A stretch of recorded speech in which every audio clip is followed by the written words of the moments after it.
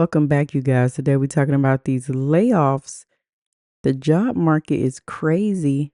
People so broke they can't afford stuff. We go talk about the first video. A guy talking about folks is just all their cars getting repoed. They can't find no job. They losing job. They losing money. They doing layoffs. So many people laid off. The repo lot is full. It's full. Let's get into it. Layoffs have destroyed the car industry single-handedly. I've never seen so many new repossessions in my life. It's crazy. People are living hand to mouth. This is Toyota Southeast Finance. Let me show you how many repos and the quality of repo. I'm at a dealer-only auction, and we have the opportunity to buy these repos. 2024 Tundra, 32,000 miles, repossession. 2024 electric, 114 miles, repossession. Right? Look at the sea of repossessions. There's just so many. That's You messed can't figure it up. out. 2023, 21,000 miles. Look at the Corolla. And these are All them inexpensive, but people cars. don't have any money right now. Look at all these Toyota repos. And they're all from Toyota Southeast Financial. These are good credit people. These are not your Westlake Santander. 2025, Wow. 3,000 miles. Southeast Toyota. These are not your bad credit, irresponsible. These are forward-thinking, good. You got to qualify for this truck. This is the Tundra Max. This is the real deal Holyfield. Let's take a look at it. It's a 2024 with 8,000 miles. They probably had this for 6 months. There's tons of them.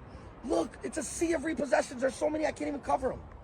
Between tariffs, mass layoffs in the government sector, and these massive deportations, the auto industry is single-handedly falling. People can't afford their $1,000 a month payment. This is a 2024 with 11,000 miles. But it gives us dealers opportunity to buy. I'm really scared. I've been in the business 15 years. This is the first time I'm scared. I don't think you guys understand. Look how far the repos go. There's probably 700, 800 repossessions today. And this has been every week for the past month. What are we going to do?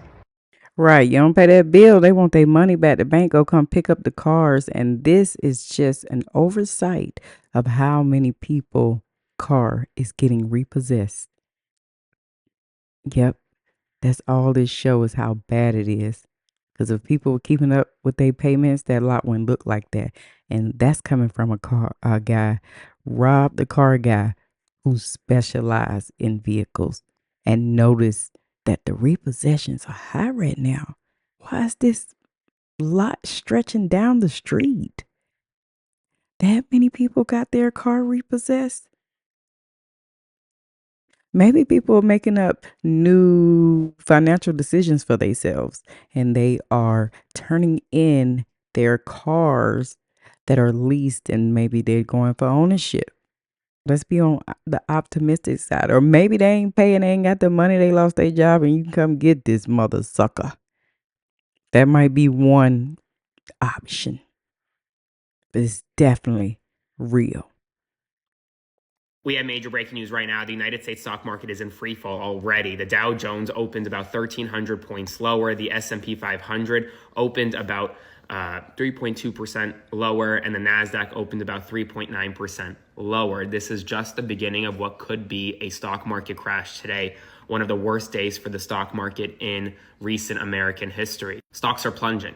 I mean, it is bad, folks. It is not, and there's no sign of it getting better because the Trump administration has repeatedly said that it will not be reversing its tariffs policy at all. And overnight, global markets crashed as well across the board, from Hong Kong to China to Taiwan to France, the United Kingdom, and elsewhere. Global markets across the world have plummeted because of the tariffs and what they are going to do to financial markets across the world, not just in the United States. This breaking news: a federal judge has ordered the Trump administration to stop tearing apart the Consumer Financial Protection Bureau and reinstate all the employees he tried to fire. This is a temporary restraining order as the case proceeds, but the judge found that this was enough of an emergency and a threat to the U.S. public that she ordered this injunction right away. The judge also ordered that all employees fired between February 10th and today must be reinstated. And the Trump administration is not allowed to fire any more employees except for cause. This ruling comes just one day after Republicans voted to end the Biden-era cap on overdraft fees, which limited them to $5. So the Republican game plan is pretty clear. They want to eliminate consumer financial protections. They want to eliminate regulations on big banks and corporations, which is why the judge found that there is a substantial risk defendants will complete the destruction of the agency completely in violation of the law well before the court can rule on the merits. Because remember, this is a temporary injunction. It is not permanent. In the meantime,